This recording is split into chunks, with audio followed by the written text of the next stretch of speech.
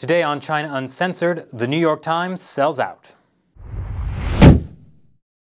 Hi, I'm Chappell. A few weeks ago I talked about how the Chinese regime is spending billions of dollars every year to infiltrate Western media.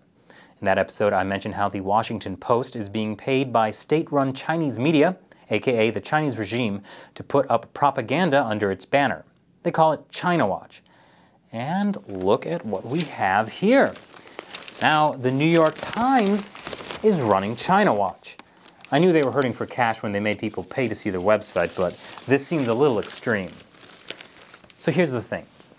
When you accept money from one of the world's worst violators of human rights to post their propaganda, when you do things like this, we can't trust you. It kind of sends the message that you're for sale. That's why the First Amendment guarantees freedom of the press, so it's not state-run. When you don't do your job right, bad things happen. You know, the New York Times has been often criticized for its neglectful coverage of the Holocaust that left the American public unaware of the atrocities that were being committed.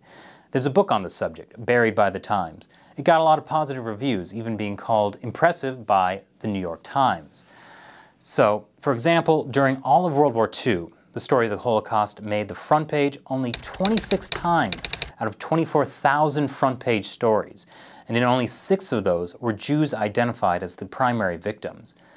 But surely we've all learned our lessons from the Holocaust. Never again. But it actually is happening again. Right now, another Holocaust-level genocide that you've probably never heard of, because guess how many front-page articles the New York Times has written about it? 0. And it's happening in China by the same regime that is now paying the New York Times to run its propaganda. And I'll have more on that next week. Thanks for watching. I'm Chappell, and this is China Uncensored.